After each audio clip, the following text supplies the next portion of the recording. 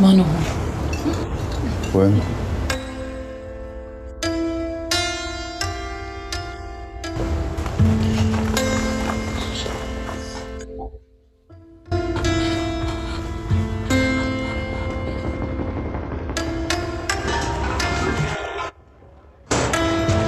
ماني متحرك لحتى اخذ جرة. سمعت انكم رايحين تجيبوا غاز. لا مو رايحين. انت دليني على المحل وبروح لحالي.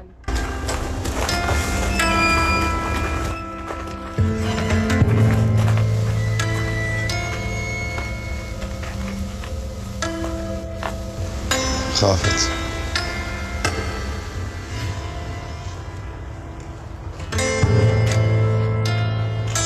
في اوتيلات هون بدوما؟ ايه وفي هابي لاند كمان اذا بدك. وقف ما فيش. ما فيني وقف، ما فيني وقف. شلون يعني ما فيك توقف؟ مثل ما تخلوني يمسكوني مرة تانية.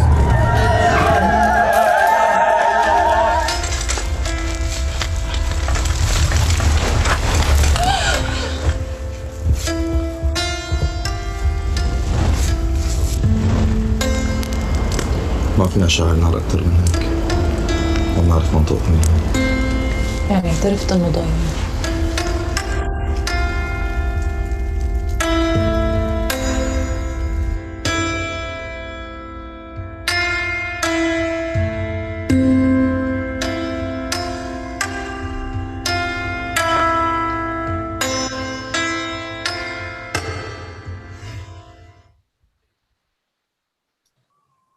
Olá, boa tarde, bom dia, boa noite, boa tarde a todos, dependendo de onde a gente está sendo assistido. E eu queria agradecer, em nome da Mostra Mundo, Árabe de Cinema em Casa, eu, Flávia Guerra, e dar as boas-vindas a todos vocês que estão aqui conosco para esse primeiro bate-papo online dessa edição, que já tem muita história boa para a gente contar. São 14 anos de realização com sucesso de público e crítica, que consolidou aí a mostra no calendário cultural de São Paulo e agora a gente pode dizer esse ano no Brasil, porque é online para todo mundo assistir gratuitamente. É uma participação muito especial que o festival tem esse ano no calendário do Brasil. E a Mostra Mundo Árabe, antes da gente começar, é muito importante a gente falar. É realizada pelo Instituto da Cultura Árabe, o ICA Árabe, com realização do SESC São Paulo, Serviço Social do Comércio, e tem patrocínio da Câmara de Comércio Árabe Brasileira, e ainda apoio do Instituto do Sono FAMBRAS, Federação das Associações Muçulmanas do Brasil. E hoje a gente tem duas mulheres maravilhosas aqui para conversar. Primeiro é a cineasta síria, Cidade Kadam, que fez esse filme maravilhoso sobre o qual a gente vai conversar, O Dia em que Eu Perdi Minha Sombra, The Day I Lost My Shadow, que ganhou no Festival de Veneza, em 2018, há 2 anos, o prêmio O Leão do Futuro, que é um prêmio muito especial que premia quem está estreando na direção de longas-metragens. A Cidade já tem uma boa experiência, já tinha em documentários, mas estreava na direção de ficção. Então, isso é interessante a gente observar. E a gente também tem aqui uma mestra, Esther Império Hamburger, professora titular do Departamento de Cinema, Televisão e Rádio da Escola de Comunicações e Artes da USP, onde eu estudei. Tenho muito amor pela ECA e eu gostaria de dar um abraço virtual em vocês duas. Obrigada, Cidade, obrigada, Esther, por estarem aqui. Bem-vindas à Mostra Mundo Árabe de Cinema em Casa. Aliás, esse ano é importante salientar, em casa. E antes da gente começar, eu queria lembrar também que a vocês que nos acompanham, que O Dia em que Perdi Minha Sombra está disponível nas plataformas da Mostra e do SESC. E os links de acesso estão aqui, disponíveis para vocês poderem clicar e assistir. E outra coisa importante, você tem que fazer seu cadastro e a programação completa está no site do ICA Árabe, www.icaarabe.org.br, e tem link aí também no nosso chat. Você pode enviar também suas perguntas para a gente aqui, que eu vou lendo e repassando tudo para elas. E outra coisa muito importante, quem quiser assistir com tradução simultânea, entra no Zoom, nesse link que está aparecendo aqui, e lá no Zoom você clica na interpretação. Você vai ouvir a tradução simultânea, porque aqui a gente vai conversar em português, mas a Cidade vai responder em inglês. Então, bem-vinda, Cidade. Obrigada por estar aqui. E eu queria começar...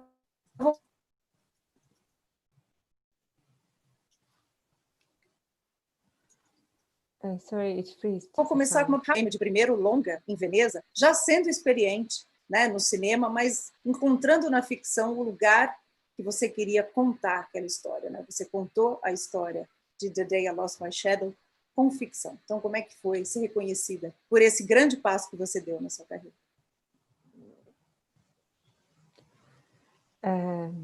Good evening. First, thank you for screening the movie. I'm happy it's the first time screening in Brazil, and the festival during this time now, when during COVID, it's very difficult to meet. So I'm happy we're making it this online. I used to make documentaries before the war, and when the war started, I suddenly couldn't make films. And I felt that the reality is more cruel and more like traumatic than to actually put it on camera. So suddenly I started to write fiction. And that's why I felt like fiction is a way to express what I felt during the war in a different way. And I have to say that the translation, the sound of that translation is not as high, so I can't hear it all the time. So maybe I can fix it while. Maybe camera. Yeah, if Luana, can you speak louder? It would be great during the translation. Esther, você quer comentar ou começar comentando o filme, passar a palavra para você? É um prazer estar aqui na Mostra de Cinema Árabe, com a Flávia e com a Soldade. A Flávia, que além de ter sido aluna da ECA, não no meu tempo, antes de mim, mas faz filmes com outros ex-alunos da ECA, então permanece ligada e é muito bom. E está sendo incrível conhecer o trabalho da Soldade e debater a situação da Síria aqui na América do Sul, onde a dificuldade de pautar o assunto é imensa. Embora recebemos refugiados, o que nos garante mesmo menção na fala do protagonista de Aziza, que é um curta da Soldade de 2019, tem um personagem que fala dos amigos que se foram e um dos lugares para os quais os amigos se foram é o Brasil. E a gente sabe, São Paulo mesmo, a cidade da onde a gente está falando aqui, é uma cidade que recebe muitos refugiados. No entanto, o assunto aparece pouco no espaço público que a gente tem. Enfim, a gente tem pouco acesso a filmes, a livros e a notícias mesmo. Então, essa é uma oportunidade incrível de trazer uma visão que é diferente do que quando chegam imagens, chegam as notícias estereotipadas, que é bomba, é ruína, e a gente fica muito sem saber quais são as especificidades daqueles lugares. Nas imagens, tudo aparece muito num igual, né? Ruínas como ruínas que em outros lugares de guerra, né? E a gente, enfim, a guerra é o tema desse filme, que começa já se situando no letreiro dele. Estamos em 2012, está começando a guerra, né? E o cinema e guerra se articulam de diferentes maneiras e, enfim, isso especialmente, enfim, o cinema e a guerra estão presentes, por exemplo, no trabalho da Susan Sontag, que falou da Guerra dos Balcãs. E, ao falar da Guerra dos Balcãs, ela recupera toda uma tradição de uma discussão da relação entre a guerra e a mulher, né? Então, aqui nós temos 3 termos, cinema, guerra e mulher, que estão tratados de maneira muito especial no trabalho da Soldade, eu acho, e acho que é isso que pode dar muito pano para a gente discutir aqui, muita coisa para a gente falar sobre. Enfim, a Susan Sontag recupera desde a Virginia Woolf, como a Virginia Woolf falava da guerra como uma coisa masculina, né?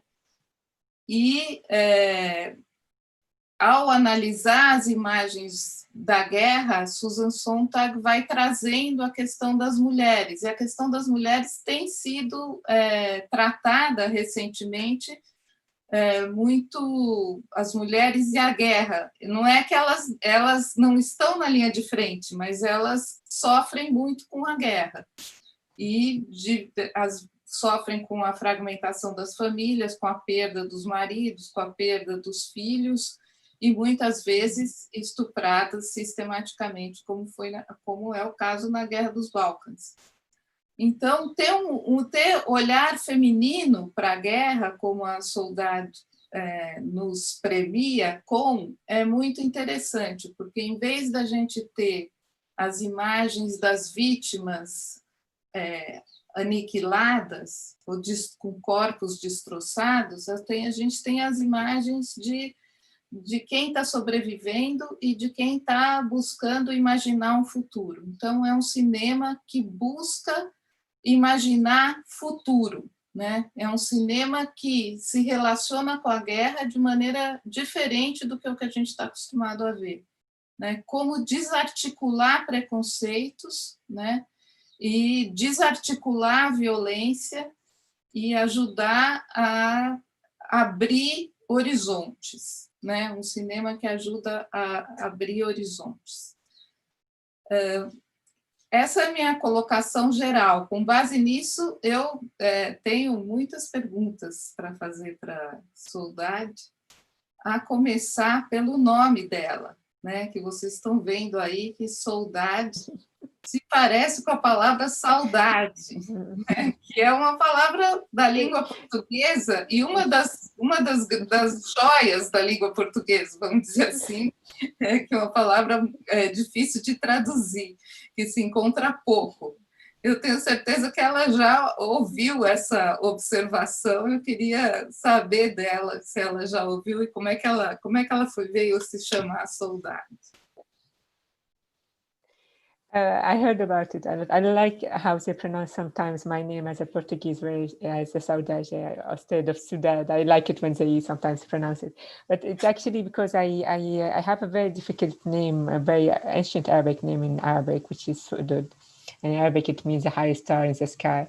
And when I was born in France, my parents knew that it would be very difficult for a French person to call me in the nursery to say my name. So they chose this name, Sudad, which is, there was a song that's very famous at the time, Sudad. And from this song, the fact it's very familiar, similar to my Arabic name, not the same. And that's how I end up having two names. It's a choice. Yes, it's my culture. But I like it. I like when sometimes people pronounce it in Portuguese way and say saudade. And and they send me this song, famous song by the Brazilian singer. Yes, Chega de Saudade. Yeah. No more saudade. It's beautiful. The first thing, a primeira coisa que eu pensei quando eu li seu nome pela primeira vez foi em Saudade e disse, ai, que nome lindo. É lindo nos dois jeitos. Eu queria complementar isso que a Esther falou, já me colocando aqui na pergunta. Há pouco tempo eu estava conversando com a produtora do filme Filhas do Sol, a Eva Husson, que concorreu à Palma de Ouro em Cannes, e conta a história de mulheres que estão combatentes, né? Elas são combatentes ali, lutando pelo seu país. E a produtora e a diretora comentaram comigo que elas quiseram fazer esse filme justamente porque as histórias das mulheres quase nunca são contadas, como disse a Esther, em guerra, e quando são contadas, elas estão muito passivas. Elas não estão em uma posição ativa, como observou a Esther, né? Elas sofrem com a família violada, elas sofrem, elas são muitas vezes vítimas da violência. No seu filme, você nem coloca necessariamente as mulheres em combate, apesar de que uma das personagens a gente obviamente entende que ela é uma combatente, e a outra mãe, ela está querendo fazer algo muito prosaico, que é comprar um botijão de gás para cuidar do seu filho, né? A guerra, a gente sempre comenta que o inimigo vence quando ele acaba com a sua vida cotidiana. Mas, de forma alguma, ela é uma mulher passiva, né, que está só apenas sofrendo. Ela está muito ativa ali, nessa linha de frente em que ela entra. Que é uma linha de frente, né, de se colocar nesse mundo e ir atrás do botijão de gás. E querer voltar para casa depois, para o filho. Então, como que você pensou essa situação dessa mulher? Que ela sofre, né, com a guerra, mas ela não é passiva em momento algum. You know, it's for me when as a woman filmmaker, and I write my own stories, it's not like I want to write a woman just to talk about woman cause or to show her less passive or more active. It's actually based on real experience. And women in life are strong and weak, and they act, and they are the protagonists of their own story. So it's not something coming from exterior effort, like. Now, it's not because it's now trendy to have this. It's as a woman filmmaker, right? I write this from my own personal perspective and how women lived the war in Syria. And that's why you see the main character in The Day Lies My Shadow. It's not a hero. It's not like she's a normal woman trying just to survive day to day, and she's not actually even involved in politics and doesn't want to be involved in it in the beginning of the war. And like a lot of Syrians at the same time, and suddenly she felt caught in the war, and she doesn't have a choice. And at that moment, she has to act and react and to be part of it. So. For me, this is what I wanted to say. Like, majority of women were involved in the war, and when men went to war and were fighting and left the house, actually women took over. And it happens a lot in a lot of war society, when men leave and try to fight, and they leave the house empty, and the women become in charge, and they become stronger, and they become like the one who is like dealing with everything daily life. And as you see her in the film, at the same time, she's almost a single mom in Damascus. A guerra está mudando as relações de gênero, assim, as mulheres estão ficando mais independentes. E como é que isso impacta no cinema? Como que é ser uma diretora mulher na Síria e no Líbano? How it affects the movie? What? The gender relations. Gender relations. Between men and women. It's it's never easy, it's always a struggle to find I had to produce my own movies because men find easily opportunities. A producer came to them and proposed to them movies, and they directed, while women filmmaker had to produce them and to push their films to make it. Now I'm at this stage, I'm get like they come with projects, but if you see, most of women filmmakers are part of producer who's the own force at pushing the project to be made. And since I'm a person, like, I love to watch women filmmaker work, and it's not easy to find. It's something you have to search for. It is not as accessible as other movie, and we have to say it, because I love to see those films, and you don't see it easily. I think that's why saying it's not only something what in my regions that we struggle is. I think it's something internationally, on the international level. I think a lot of questions people are asking on the chat. I don't know what they're saying in Portuguese, but So, and I want to thank you first, Esther, for the introduction today you made also about the movies, about my. It was moving to hear. Yes. And eu queria complementar, já que você falou que uma mulher produziu seu filme, a mulher que produziu seu filme é sua irmã. E quando você ganhou o prêmio, sua irmã é a produtora, né? É um projeto de vocês duas. Quando você ganhou o prêmio em Veneza, você comentou que era uma carta muito pessoal de vocês duas, né? É um trabalho muito pessoal e, ao mesmo tempo, extremamente profissional. You remember? Falasse um pouco dessa produção. I'm glad you remember. Glad, yes, it's, when I started at that time, when I started the film about Syria, everyone wanted only documentary film from Syria. No one wanted to see fiction. No one to see artistic expression of it. They wanted just to see the real footage, what's happening now.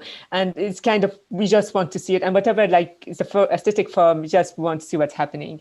And I think it's important to see this. It's also important to see how we express our feeling in a form of art, and how we, this pain, this trauma, we express it in movies as a filmmakers, as a cineast at the same time. So at the beginning, it was very difficult to find financing. Even like Syria was a hot subject, but everyone was telling me, yeah, why not making a documentary?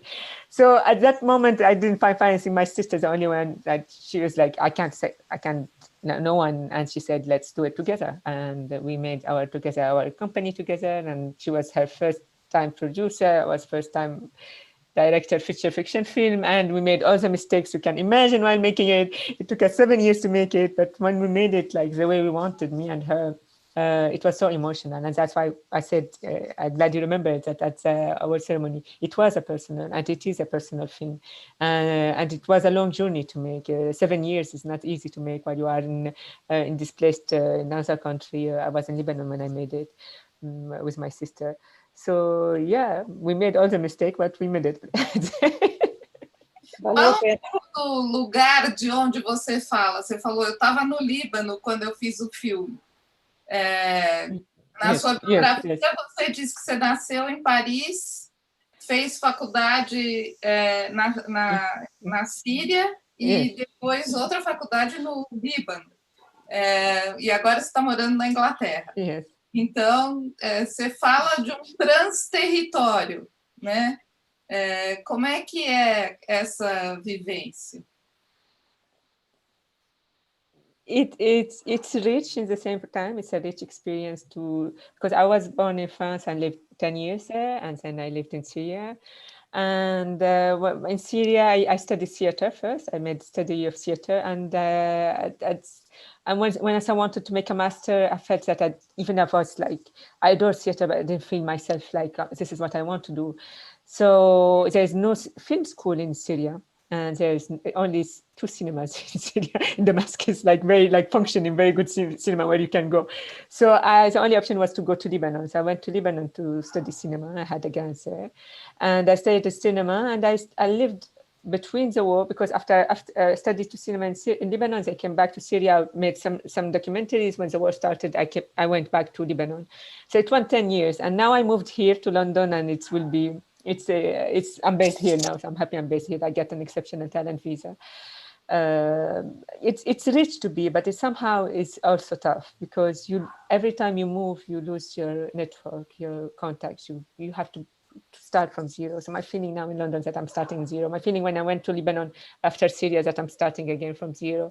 You have to, because independent cinema is not something based only on money. It's based of also a local network of people that trust of you, and they want to push you to make this film because they feel that represents them. And that's what you lose when you move from one country to another somehow. And you, in the same time, what you win is to adapt, to feel in each time you are in a new culture and you live longer with it, you take from it, and it changes at the same time.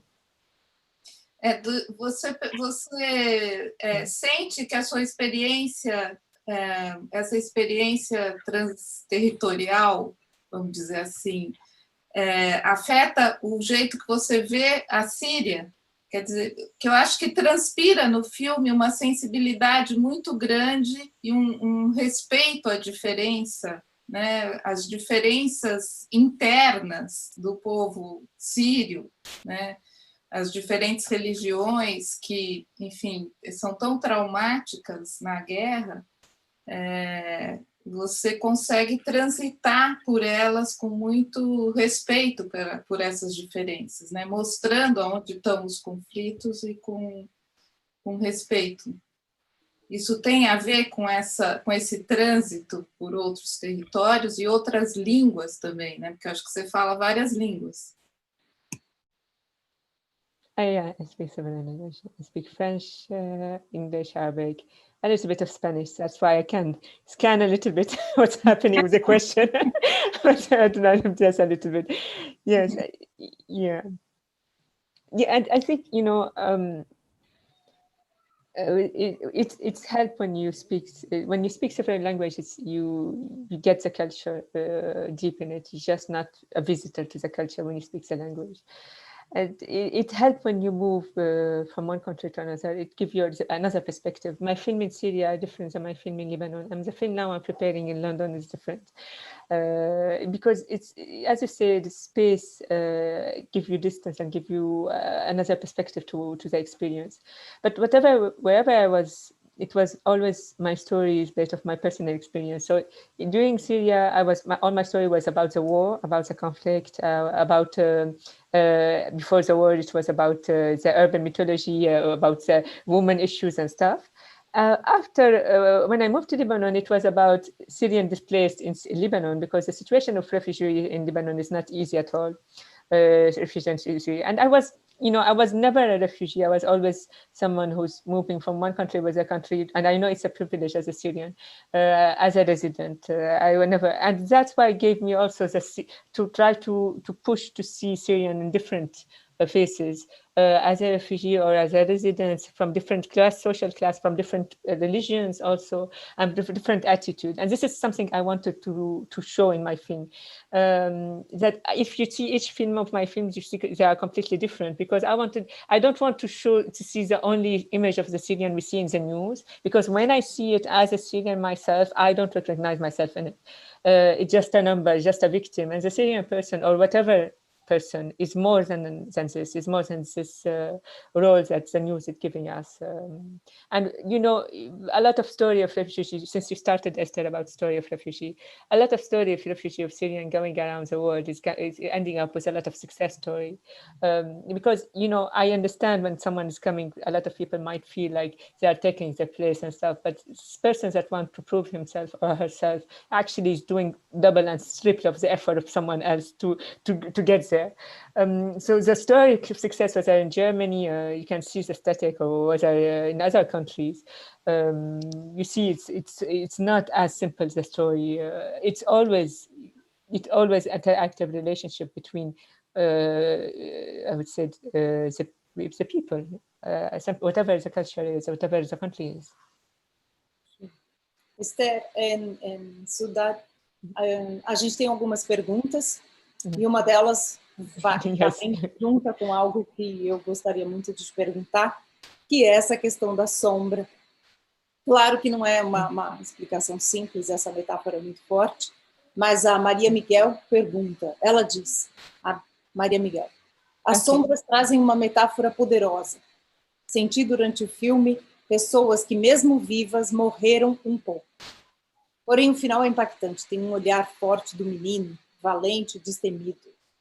Esse olhar dele, do garoto, foi um final de esperança para as novas gerações? E ela dá parabéns a você e diz que o filme tocou profundamente. Maria Cláudia Miguel.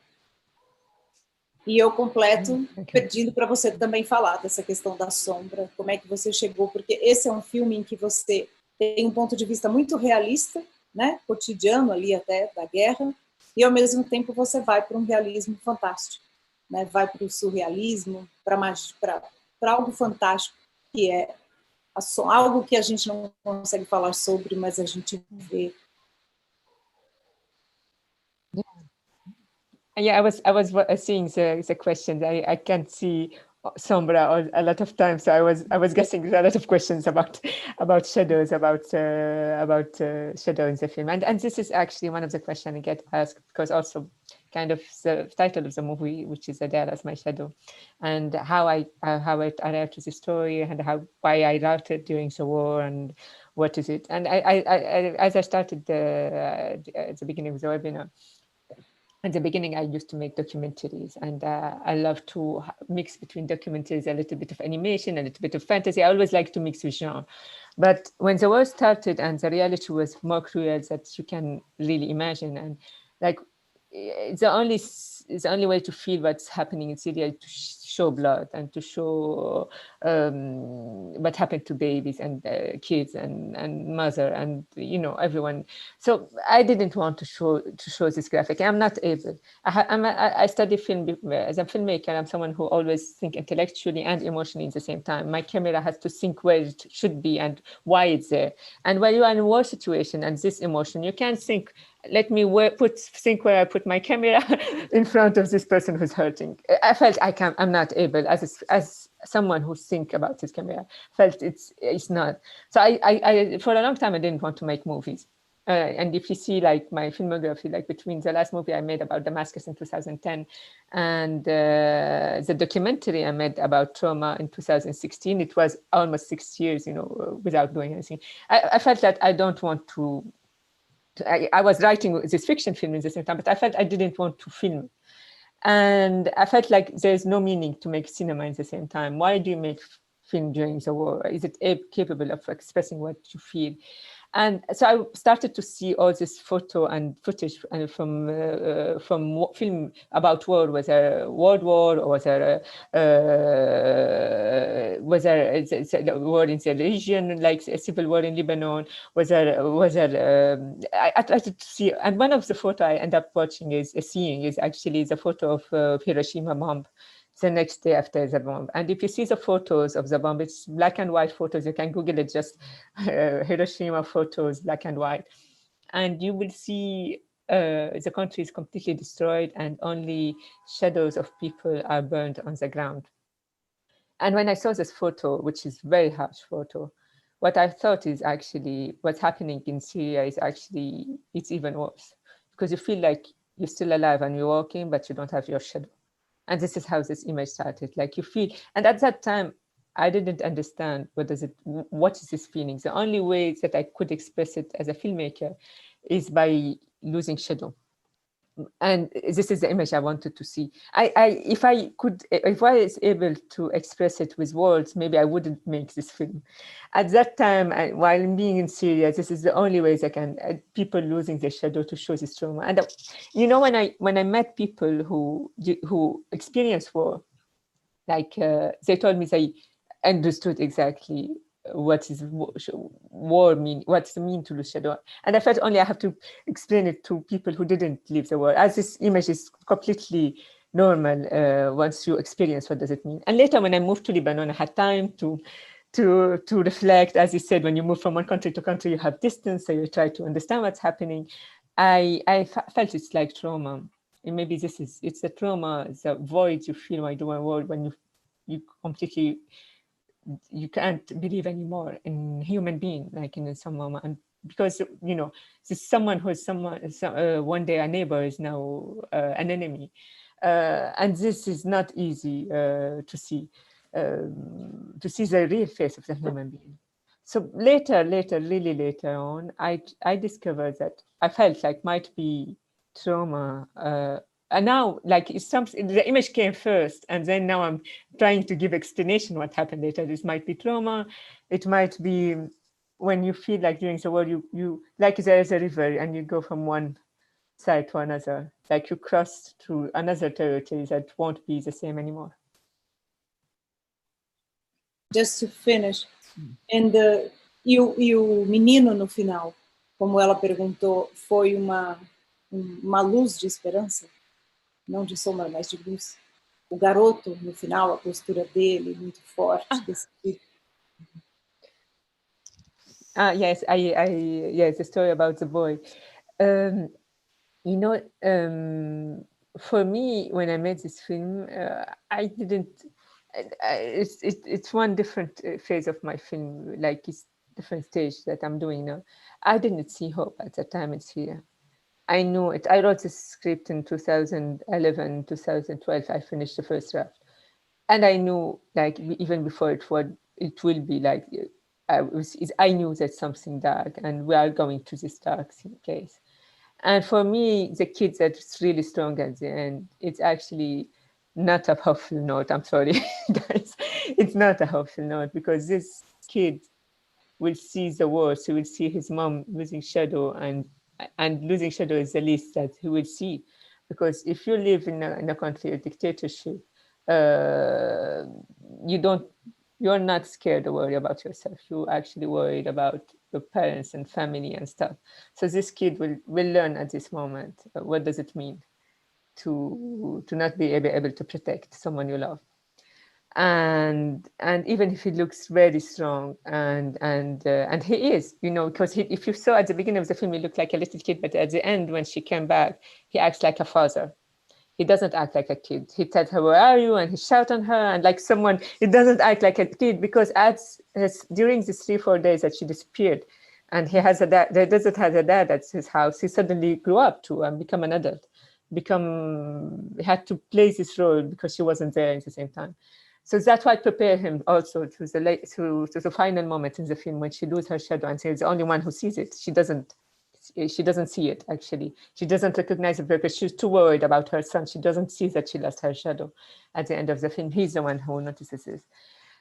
So yeah, no, not hopeful, not. Sorry.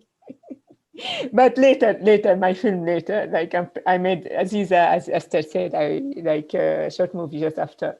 And I made also, I'm preparing now my new feature film, Zoo, and with have helpful note and hopeful note and stuff. But I felt at this time like I want to make a film that expresses really what's happening in Syria without any lie, without any makeup. It is dark, and it's still dark now in Syria. Esther, você quer The complementar? whole world. Sim, é assustador para a gente olhar, porque a gente fica vendo coisas semelhantes aparecendo por aqui. E, de repente, a gente vê que parece tão distante, mas pode ser que não esteja tão distante, né? Então, do seu ponto de vista transterritorial, como é que você está vendo esses movimentos? Enfim, há campos de concentração de população islâmica na China, na Índia, né? Essa estigmatização da população muçulmana está acontecendo em vários lugares do mundo. Em outros lugares, há uma discriminação contra a população negra e contra a população pobre, e parece haver uma onda nesse sentido. Você vê essa onda? I think, we are in a tough time in the world. We are in a time when people try not to understand each other. And it's globally. You can see it in the United States, you see it in Europe, you see it and I think it's fear, a fear of looking at this person that he lost everything, and to discover that you can be you, and it's not that different. And it's very easy to say this person is completely different, and it's just him, a refugee, or this is only him or only her. It's not us. To feel like you're protecting reality. But the thing is, before the war in Syria, we were a stable country.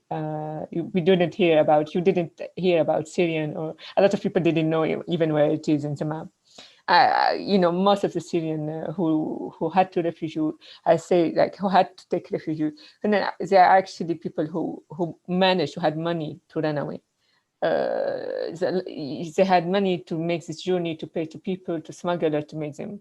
So most of them are at least middle class, educated people.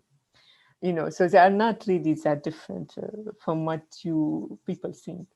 My feel it's like we are in a period of fear, and the people will think that this will never happen to us. And if you see around the world now with pandemic, it's a pandemic now is making us all the same.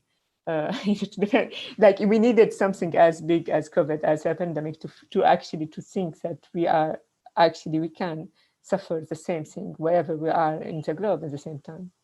So I'm not a person who's political. I'm not an activist. I'm always saying I'm a filmmaker who talk about human being in simple story, with someone who, wherever you are, you can feel like at the end it's the story of a mother during the war. even if my story is about Syria, I never say that I want to talk about refugee causes, because what I'm saying is just it's coming natural for me as a Syrian. At the same time, saying I want to talk about refugees, like saying I stereotyping them again. I want to talk about simple story about a human being. And if it touched you wherever you are and you felt it, that's for me is enough. Because at this moment, if you start thinking that it could be me or just look like me when I do this, for me it's already enough, because you when you feel like it's the same, it breaks this stereotype, it's great, or this distance, and wouldn't make you feel that this is the other. And I was lucky to screen the movie actually around the world, whether in Latin America and Mexico, or like in Japan and Italy, and like I travel around in South Africa to see the movie, and at the end you see the reaction of person watching the movie are the same. They would feel with the mom, always scared about her son, like worried about her son during her journey. They would feel the same as mom and as parent, and they would always think about the kid, and they would ask me about shadow, about what does it mean. So it's kind of the same emotional experience. So actually, if movies with those stories can travel around and feel the same, have the same impact around, it means that actually this what a human being trying to say this other is different, and trying to make them name and labeling. This is a refugee. This is this something. It's for me it's. I don't, as a human being, as a person, I don't do this, and I don't do this in my movies. And I don't try also to say that I represent in my movie Syria, or I represent refugee, or I represent Muslim, or I represent, for first, because I'm not a person that try to think that have a mission to do this. My mission as a filmmaker is just to tell a simple story without any heavy propaganda political agenda, or without any responsibility to explain the world, because you won't.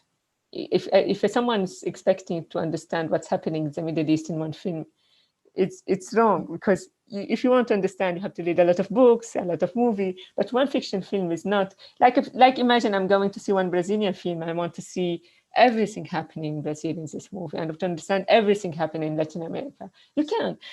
It's because the language, the mission, the why you make movies is different, and why you watch a movie is different than Isso vem de encontro a uma pergunta que o Danilo Najib tinha feito, que é como foi a recepção dos seus filmes na Síria, e se você achava que o cinema tem esse papel de transformação social. Acho que você já falou um pouco disso, mas se você quiser comentar um pouco, não só na Síria, mas no Oriente Médio, como seus filmes são recebidos.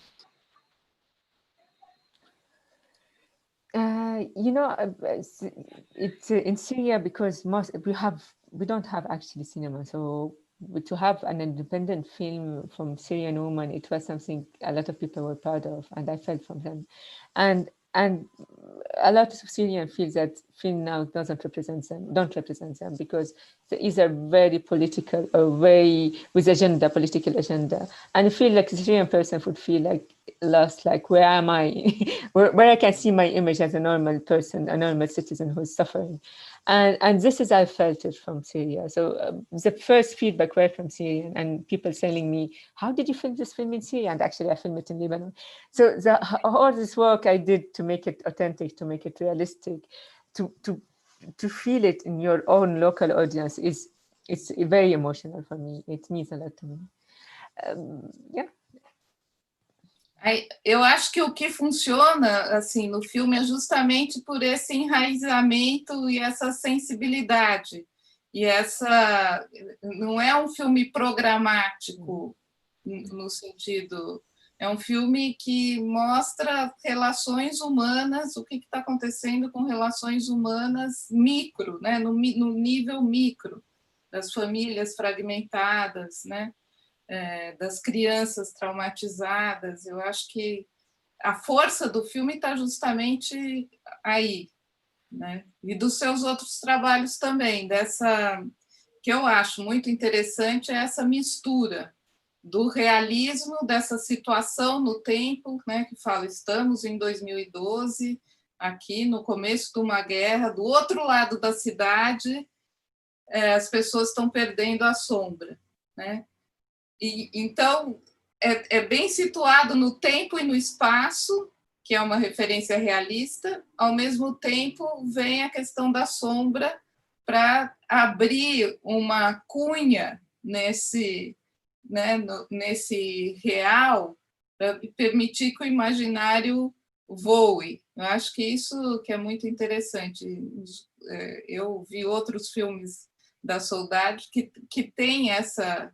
Em alguns entra uma animação para representar uma história popular, né? Então, uma história folclórica pode entrar para animar aquele espaço que está tão desesperançado, tão decadente, e aí a gente pode olhar ele e ver assim, as coisas, as memórias e as histórias que habitam aquele espaço, mesmo que eles não sejam visíveis, né? O rio, os peixes, a serpente, né?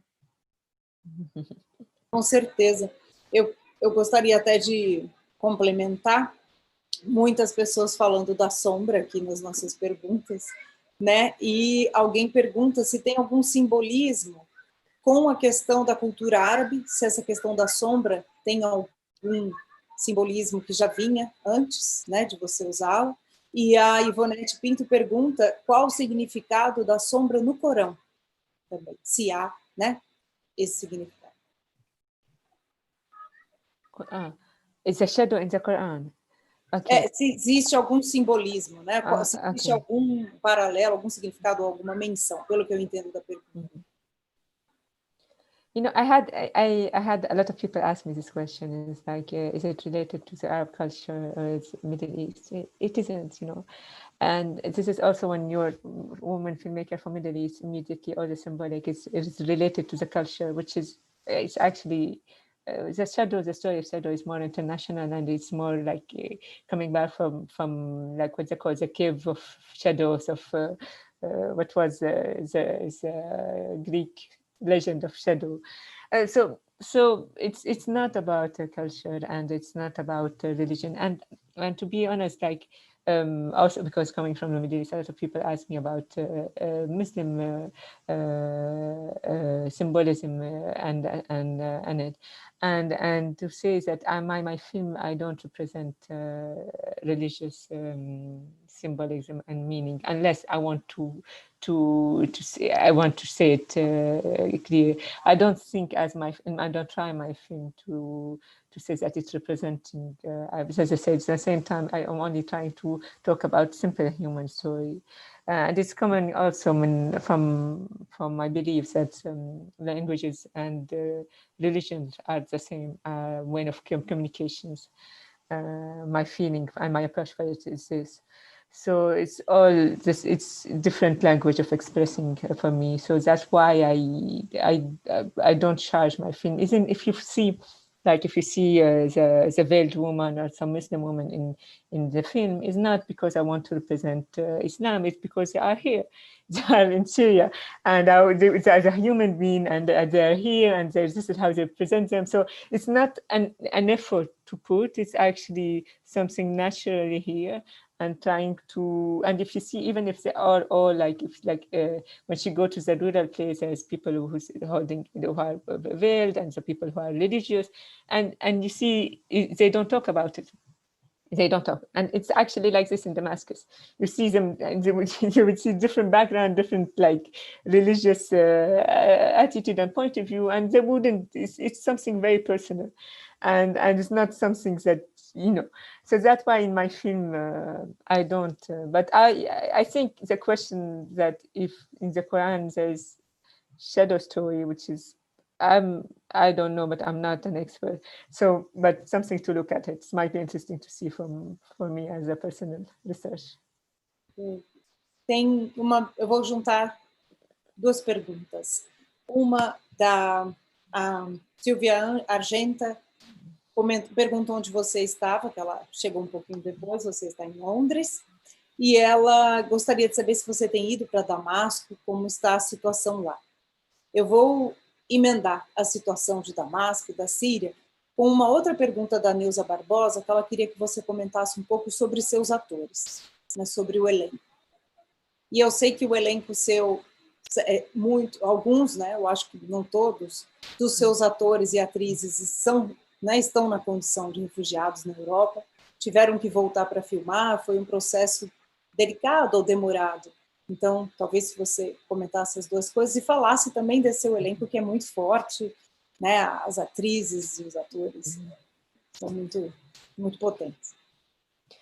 Yes, so to answer the first question, the last time I was in Damascus was in September 2012. So it's almost 8 years since I was in Damascus. It's you feel it's difficult when you're a filmmaker and you're a human being, you lose your country, because you not only lose your home, you lose also the place you like to shoot. You feel location have stories, we would understand when you film something about Brazil. It's not the same when you film it anywhere. So you feel like somehow I lost the ability to shoot this story. Just by shooting the place, it would tell the story, just shooting Damascus.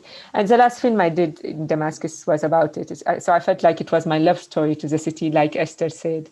The story of the film about Damascus Roof and Tales of Paradise, about the story, urban mythology of Damascus.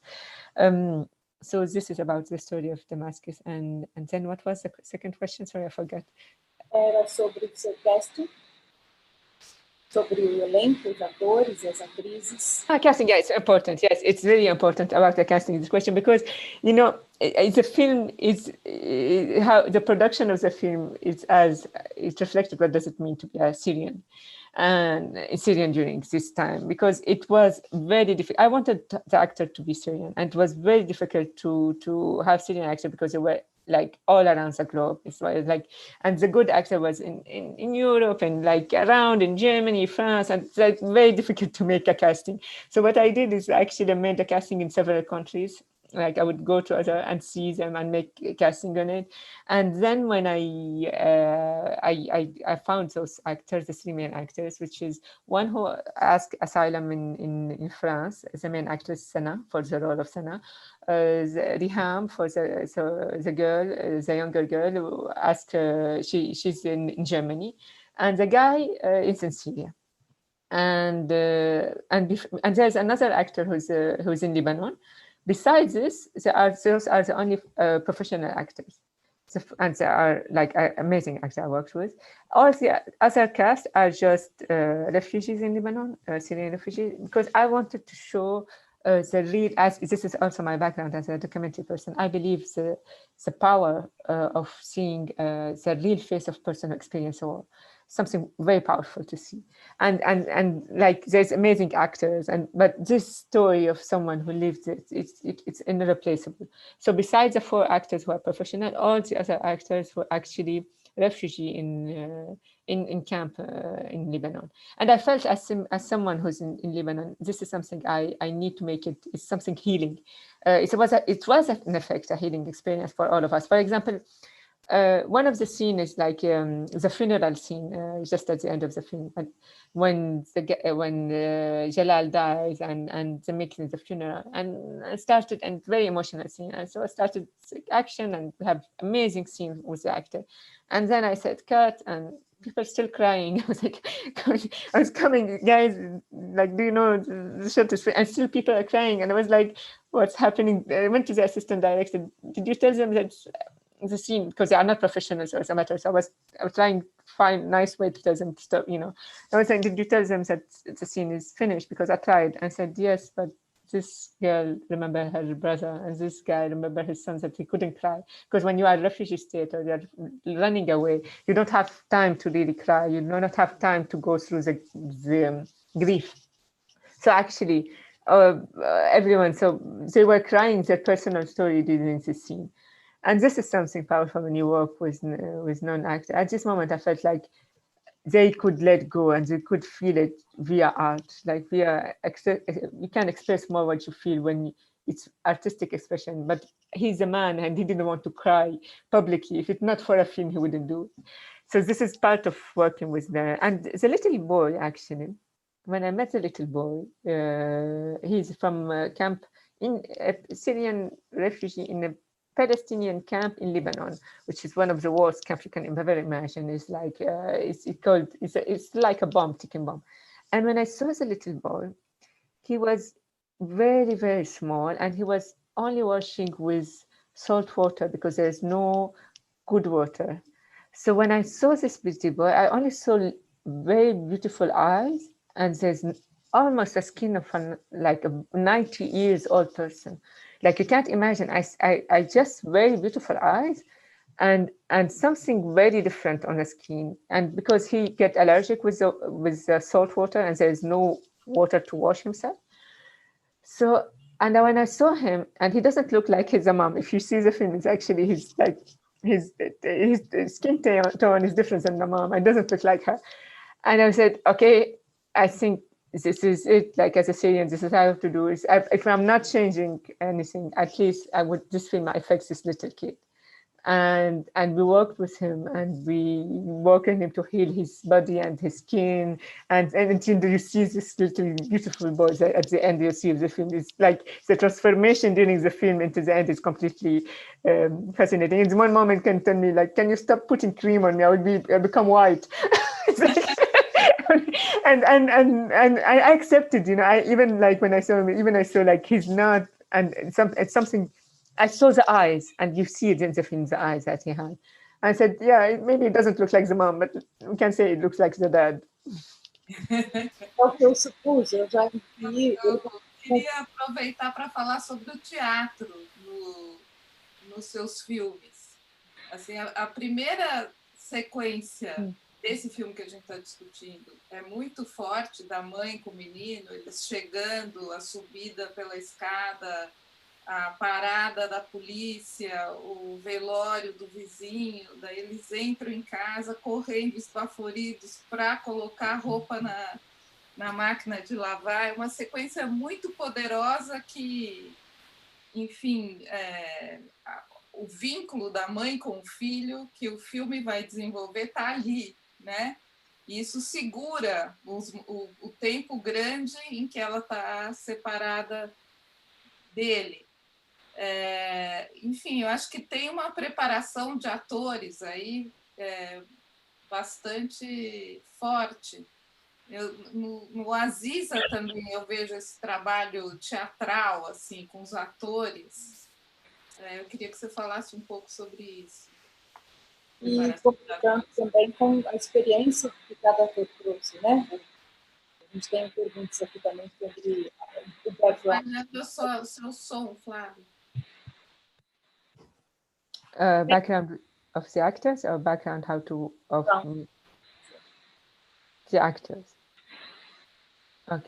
Okay. So yeah, you know, I'm a filmmaker who loves to work with actors. I adore working with actors, and I think maybe also, as you said, as maybe my background as someone who studies theater, and I believe there's nothing more powerful than an amazing actor who can transmit the emotion moment. And that's why in The Day I Lost My Shadow, for example, because here most of the people saw this film didn't see Aziza. So for example, for The Day I Lost My Shadow, I wanted always to see her face in close-up, to see the emotion in it. And it was a lot of work to prepare with the actors. But one of the most difficult scenes was to prepare with her is actually the washing machine scene. And it almost took 24 takes to make the washing machine scene. And you know, because it's someone, for me, it's why it's important even to open a film about Syria with washing clothes, because it's about the despair of women to get the normal thing, like electricity, water, cleaning, the normal, that basic rights in any country, how it's difficult to find. And it was a lot of work to work with actors. In Aziza, what I do is I work usually with actors. I see the capacity of the actor based on names, that either I try to push improvisation or not. So in The Day I Lost My Shadow, the most actors that I was amazed, like I loved when the actor improvised. It's the guy with Mahmoud, the religious guy with the hat and stuff. He is an amazing actor. He's someone who's like, because I was never in funeral and stuff, like with the main funeral stuff. And he's the one who's like blocking with me and doing all this with me, which is amazing. And in Aziza, I was like, I was working with an actor who actually was my teacher in institute. And while working with him, I knew he's amazing. So I when he gave me something, I wasn't satisfied. I was like happy, but I knew that he can do better. So what I told him, asked him like, look, what I will do is that we'll start and you're not allowed to finish the shot until I say cut. Even if there's the dialogue finishes, even if the scene is finished, and you have just to stay and continue. And if you want to improvise until you find something, but you're not leaving until I say. It's a kind of game also the actors would like to play with you. So we stayed for 10 minutes, and it was most beautiful improvisation moment when he looked at the dialogue finish, the script finish, conscious finish, like what he has to think and thought to say, and suddenly the unconscious start, and he looked at the ground and he sees that there's someone he's supposed to kill, but says, Esther's imaginary corpse, and he says, it looks Syrian, I hope it's Syrian. And something that you can only say if you're improvising and playing, and to be that funny in the same time I create. So I rely a lot on actors, and I think so they add. And I'm always sad when I'm only having what I wanted in the script. I think with them, it's much more when you get something from them in different level. It's a great quest. I love the quest. Tem uma pergunta longa, mas interessante. O Carlos Eduardo Batalha, ele diz: parabéns por apresentar ao público brasileiro sua obra. Ele assistiu, gostou muito, ficou impressionado com a sua direção. E ele pergunta: como foi a transição do documentário para a ficção? Né? No campo da direção, o que foi diferente para você na prática documental e na prática de ficção? Acho que falar dos atores com certeza foi diferente. Como foi desse ritmo, né? Que ele tem muitos momentos reflexivos, né, em que a câmera desvia o olhar para mostrar o céu, ou um galho, né, ou o galho de uma árvore em movimento, antes de voltar para o rosto dos personagens, né, e passa uma sensação de uma pausa para a gente sentir essa sensação, né, para o público sentir. Isso foi construído na montagem ou isso já estava planejado no seu roteiro de filmagem, né? A movimentação da sua câmera é realmente sensacional. É uma pergunta ótima, porque esse é um movimento que te dá um ambiente, né? Você sente o lugar onde você está de maneira mais... Yes, yeah, I love this question too. I think it's Carlos, no? If I'm trying to guess it from Portuguese. Yes, I think it's Carlos to ask it. It's not easy to make this transition from documentary to fiction. And when I started, I thought it's easy. Yeah, it's filmmaking at the end, but it's not. In documentary, you work with a small crew. You are basically it's enough to be two persons, and sometimes one person is enough. And to make this film, and you just wait with person, and usually you have this intimate conversation with the person. In fiction, you have a larger crew, and you have to create this intimate moment while having all these people around with actors. So it's another responsibility to work with, and to create the best environment for actor to give you and to seize your priority. But also as a documentary filmmaker helped me, because this film was very low budget when I made this film, and a lot of stuff when I arrived the shooting they weren't there. So a lot of, and was very small budget, and we have very like few days to shoot. So I had always, like I said, it's a guerrilla filmmaking. So as a filmmaker, documentary filmmaker, I always try to see what's happening and on the ground to find solution to keep shooting. I never said that I didn't have this stopping. I always try to find a solution to do it. And this is something you try to work with where you are very macro budget in it. And for the film language, this is also one of the beautiful moments for me in the film, and I like that you asked me about it. When the camera moves from the character to the tree and come back. It's actually something I wrote and worked on it before, not on the script level, later, after the script, before the shooting. And for me, I was always wanted a camera that is reflecting trauma, how a person traumatized sees something.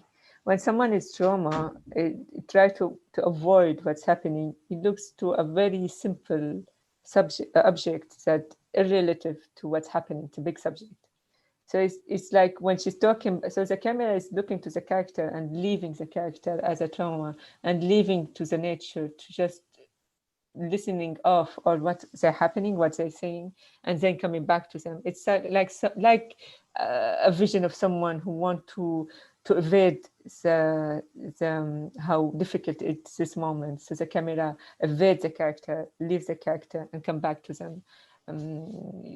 So for me, the camera is not an objective camera in this film. In the day, it's a subjective camera.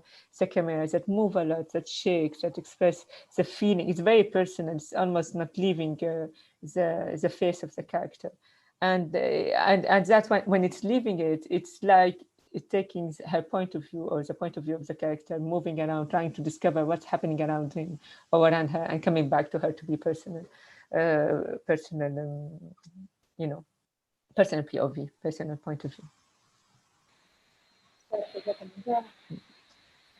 Eu gosto também, às vezes, eu vi também que você já foi câmera você mesmo, cinegrafista você mesmo.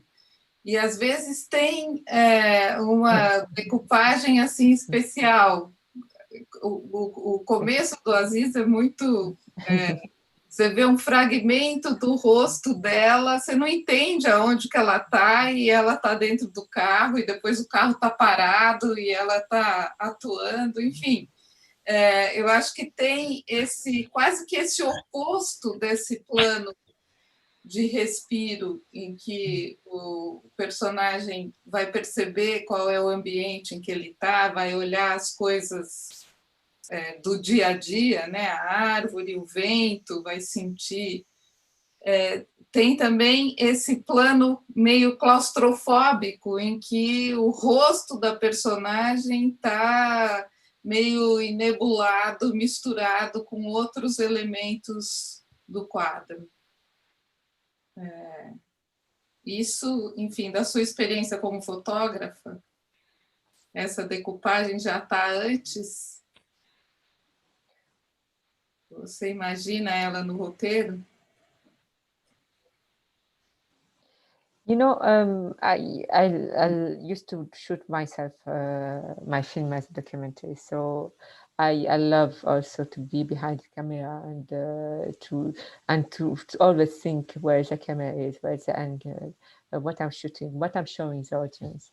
But when I start the film, I start with one image.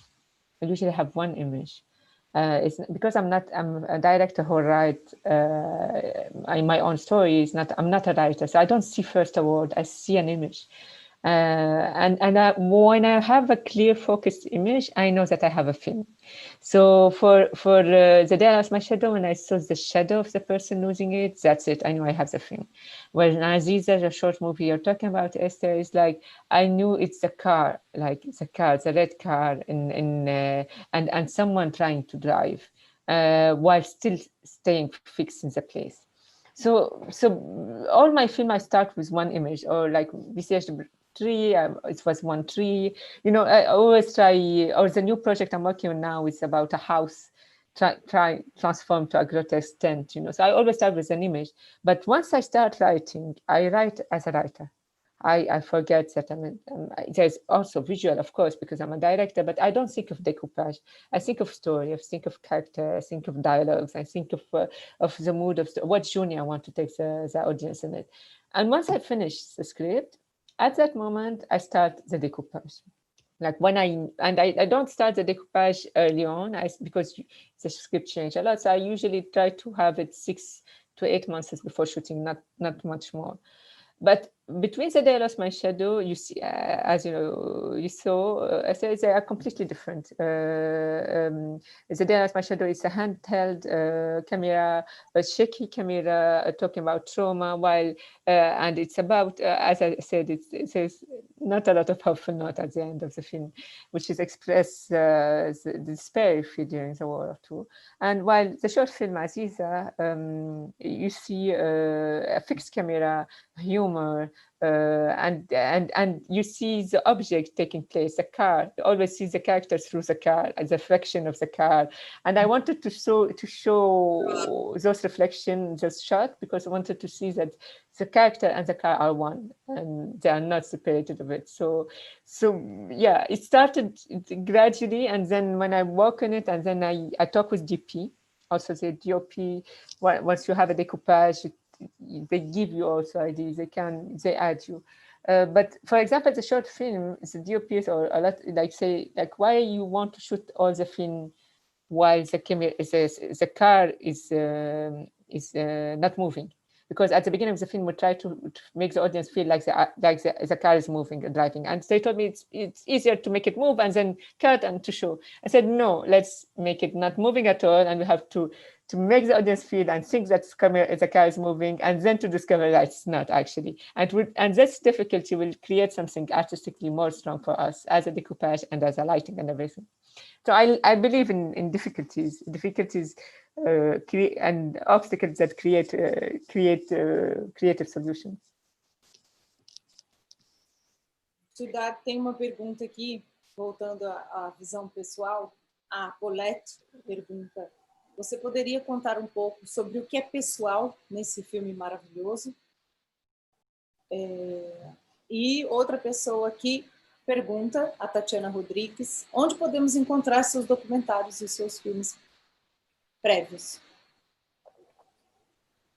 Sorry, I didn't understand the question. A primeira pergunta é sobre o que é pessoal nesse filme. Ela quer saber mais sobre o seu ponto de vista pessoal, o que você trouxe do pessoal para esse filme. Essa é a pergunta da Colette. A segunda é sobre onde o público pode assistir aos seus filmes, além desse. Se existe alguma plataforma, alguma forma do público no Brasil acessar seus filmes. That's very nice. Yeah, all my films are personal. You know, it's like I write them, so it's kind of coming from my personal experience. Until now, at least, yeah. You know, I don't know in the future. But even if I will write about someone from Martian or ET or science fiction, it will be always based on my personal experience. There's a lot of details in the film. I lived a lot of story in it. It's like I felt in it. The taxi driver. I was once, one taxi driver who took me, but then. Let me in one time with my friends too. So a lot of details in the film is actually reflecting my personal experience. Yes. And the second question, sorry, but it's late here, so I'm. Podemos encontrar seus filmes para assistir os outros filmes. Okay. Yeah, so there's on my Vimeo channel and YouTube channel, there's one documentary online. I put the Damascus Through Fantasy of Paradise that Esther talked about. It's about the mix of documentary with animation about the last things you can see of Damascus before the war. And the other movies, like it's mostly art house movies that went in festivals more, so I didn't open it. There's just one film that you can see online, but the other, and there's obscure tools that you can see in this documentary platform. I will write it in a second. I will write it in the chat for the people. Yeah, please. Muito bom. Esther, você quer comentar mais alguma outra coisa antes de eu fazer alguma outra pergunta do público? Eu Enfim, eu gostaria de saber qual que é a situação atual na Síria e no Líbano, como que como que a pandemia atingiu a Síria e o Líbano, como que atingiu esses refugiados, saindo um pouco do filme e indo para os personagens do filme. Eu vou aproveitar e complementar. Tem uma pergunta aqui do Fernando. Ele pergunta, é uma pergunta política também, como você se sente sobre a interferência saudita nessa região? Se você quiser comentar e complementar as duas, ele fez essa pergunta. You know, I'm always saying that I'm not a politician and expert in geopolitical situation in the region. So I would refer to someone else to answer this, and I would speak, but just as a filmmaker, a simple Syrian about the situation. But to answer, you know, Esther, your and it's I understand that the subject is interesting for the audience, but it's not my expertise, so I wouldn't able to answer. But to answer Esther's question about the situation, so I will talk in a personal. It's not a political analysis again. It's to answer about it's very difficult when you live in two countries that collapsed. You know, I was living in Syria and then went to Lebanon, and I moved from Lebanon just to London just 3 days before the blast, the explosion. And even before the explosion in Lebanon, the country was completely collapsing and sinking economically, politically, socially.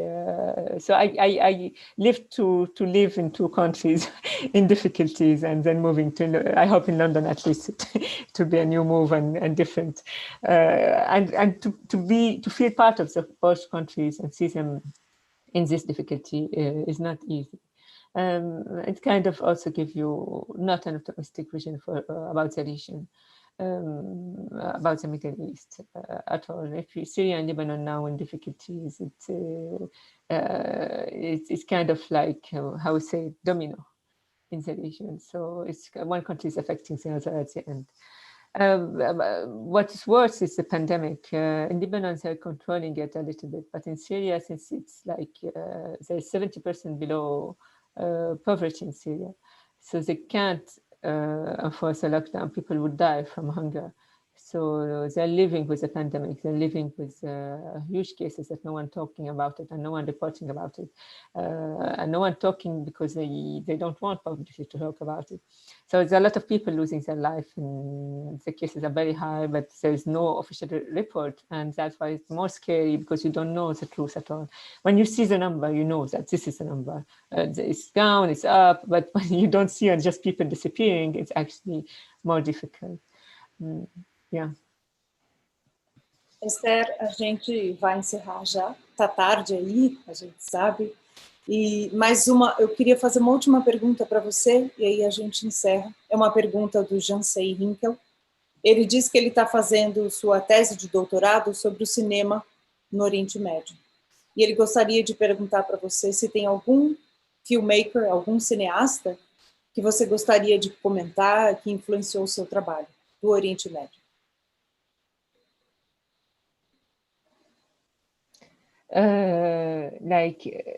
From the young generation or from the old generation? Which generation here? Acho que de várias nações, não necessariamente uma, mas do Oriente Médio. Várias gerações. Várias gerações, não necessariamente contemporâneo também. Okay. Not contemporary, several generation from the Middle East. This is what I understand, like people that are influenced by the work and Allah. In Syria, there were Osama Muhammad, who made a very beautiful film. It's called The Star of the Day. The Star of the Day. And one of my favorite documentary filmmaker, Syrian, who died, unfortunately passed away, but he's amazing. And you can see their films. Let me write, his name is Omar Amir Alai. And he's amazing. You can see his film, it's reflecting all all the area in Syria, and you want to understand it. The movies are amazing. I love Ziad Douairi movie, West Beirut. It's a very beautiful film also. I love also from contemporary, I love Kawsar Ben Hania movie, what's called the Kawsar Ben Hania, La Belle et la Mette. I think I know the French title and I don't know the English. Yeah, it's now it's just those three names are in my mind. And maybe to write Osama Muhammad, you will find also his film online. Or yeah, something like this. Muito bem, well done. Obrigada. Eu vou também procurar esses cineastas para assistir. E é muito bom a gente ver também mais cineastas mulheres, diretoras, women in film, retratando essas histórias para a gente. É sempre bom, né, Esther? Como a gente aqui observa sempre o trabalho das cineastas, quando a gente descobre uma grande diretora como você, é um alento para o coração.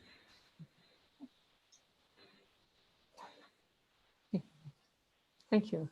Obrigada. Thank you too. I'm happy we are in a panel of women too. This is also rare to be three panelists, women. That's great. Eu também. Obrigada, Esther. Obrigada, Sudada. Obrigada a todas que nos assistiram e todos. A gente continua aqui. Queria agradecer muito. E também que vocês continuem acompanhando a Mostra Mundo Árabe de Cinema em Casa, que é realizada, lembrando sempre, pelo Instituto de Cultura Árabe, e agradecemos a valiosa parceria do CineSesc, do Sesc São Paulo, na verdade, Sesc, Serviço Social do Comércio, e o patrocínio da Câmara de Comércio Árabe Brasileira e o apoio do Instituto Sono e Fambras, Federação das Associações Muçulmanas do Brasil. E eu também continuo aqui lembrando, isso é muito importante, continuem com a gente, que está aqui com a gente na Mostra Mundo Árabe, que a gente está em cartaz até 27 de setembro na plataforma da Mostra e também no Sesc. Os links estão mostrados aqui no chat e a gente já sempre fala deles. E também acesse essas plataformas, acesse os outros debates. Amanhã tem mais. A gente vai ter um debate no canal do YouTube do ICA Árabe aqui no Zoom com o diretor do filme Beirut, La Vie en Rose, o Henri Motger, e o ator Eduardo Morsi, da novela Órfãos da Terra e do espetáculo Cartas Libanesas, Roberto Catlab. E é o diretor também do Instituto de Culturas da América Latina da Université de Saint-Esprit de Kaslik, UZEC, do Líbano, e de Salem Nasser Hitmat Nasser, professor de Direito da FGV de São Paulo, e da Natália Narras Carneiro Maia Calfá, cientista social e diretora do ICA Árabe. Que elenco esse debate, não vou perder por nada amanhã. Enfim, você pode se cadastrar aqui na nossa plataforma, ativar o lembrete do evento, ou vir aqui para o canal amanhã, porque o link está aqui. Muito obrigada a todos, boa noite. Boa noite, Sudari. Thank you. Good Boa evening. noite, Esther. Obrigada Thank a todos. you. Ciao, ciao. Good evening, guys. Ciao, ciao. Tchau.